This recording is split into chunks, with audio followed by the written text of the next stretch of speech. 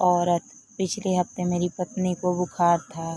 पहले दिन तो उसने बताया ही नहीं था उसे बुखार है। दूसरे दिन जब उससे सुबह उठा नहीं गया तो मैंने यूं ही पूछ लिया कि तबीयत ख़राब है क्या। उसने कहा कि नहीं, तबीयत ख़राब तो नहीं है, हाँ थोड़ी थकावट है। और मैं अखबार पढ़ने में लग गया। ज़रा देर से वह उस दिन जगी और फटाफट उसने मेरे लिए चाय बनाई, बिस्किट दिए और मैं अखबार पढ़ते पढ़ते चाय पीता रहा।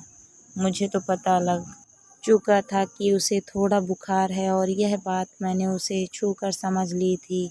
मैं यही सोचता रहा कि मामूली बुखार है, शाम तक ठीक हो जाएगा। उसने थोड़े बुखार में ही मेरे लिए नाश्ता तैयार किया। नाश्ता करते हुए मैंने उसे बताया कि आज खाना बाहर है, इसीलिए तुम खाना मत बनाना। उसने धीरे से कहा कि अरे ऐसी कोई बात नहीं, खाना तो बना दूंगी। लेकिन मैंने कहा नहीं, दफ्तर की कोई मीटिंग है, उसके बाद खाना बाहर ही है। फिर मैं तैयार होकर निकल गया। मैं पुरुष हूँ, पुरुष मजबूत दिल के होते हैं। ऐसी मामूली बीमारी से पुरुष विचलित नहीं होते। मैं दफ्तर चला गया। फिर अपनी मीटिंग में मुझे ध्यान भी नहीं रहा कि पत्नी की तबीयत सुबह से ठीक नहीं थी। खैर, शाम को घर आया तो वो लेटी हुई थी। उसे लेटा देखकर भी दिमाग में एक बात भी नहीं आया कि यही पूछ लूं कि कैसी तबीयत है। मैंने अपने कपड़े बदले और पूछ बैठा कि खाना। पत्नी मेरी ओर देखा और लेटे लेटे उसने कहा कि अभी उठती हूँ, बस अब ठीक हूँ। जैसे ही उसने कहा कि मैं ठीक हूँ, मुझे याद आ गया कि अरे सुबह तो उसे बुखार था। अपनी शर्मिंदगी छिपाते हुए मैंने कहा कि कोई बात नहीं, तुम लेटी रहो। मैं रसोई में गया। मैंने अंदाज़ा लगाया कि उसने दोपहर में खाना नहीं खाया, क्योंकि खाना तो बना ही नहीं।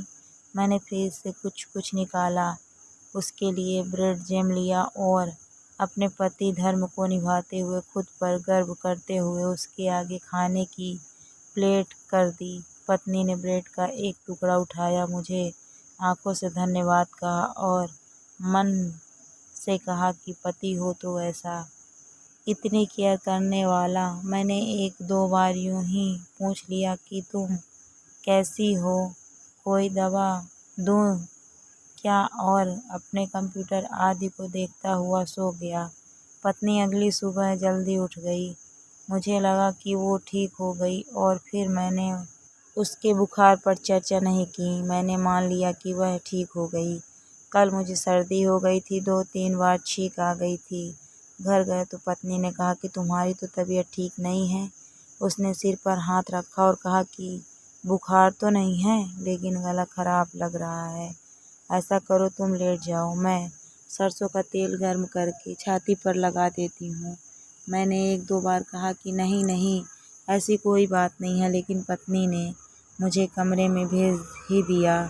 मैं बिस्तर पर लेटा ही था कि मेरे लिए शानदार काढ़ा बनकर आ गया। अब मेरा गला खराब था तो काढ़ा तो बनना ही था।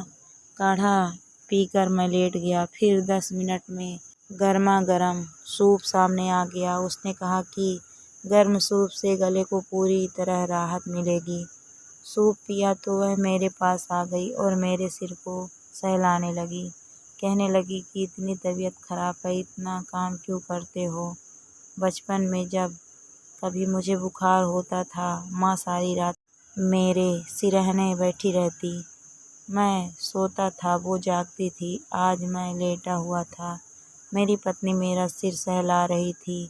मैं धीरे धीरे सो गया। जागा तो गले पर विक्स लगा रही थी। मेरी आँख खुली तो उसने पूछा, आराम मिल रहा है। मैंने हाँ में सिर हिलाया तो उसने कहा, खाना खाओगे, मुझे भूख लगी थी। मैंने कहा हाँ। फटाफट रोटी सब्जी दाल चटनी सलाद मेरे सामने परोस दी और आधा लेटे लेटे मेरे मुंह में कौर डालती रही। मैंने चुपचाप खाना खाया और लेट गया। पत्नी ने मुझे अपने हाथों से खिलाकर खुद को खुश महसूस किया और रसोई में चली गई। मैं चुपचाप लेटा सोच रहा था कि पुरुष भी कैसे होते हैं। कुछ दिन पहले मेरी पत्नी बीमार थी, मैंने कुछ नहीं किया था और तो और पूरे दिन उसने कुछ नहीं खाया था, लेकिन मैंने उसे ब्रेड परोसकर खुद को गौरवान्वित महसूस किया। यह देखने की भी कोशिश नहीं की कि उसे वाकई कितना बुखार था और मुझे ज़रा सी सर्दी हुई थी और वह मेरी माँ बन गई थी।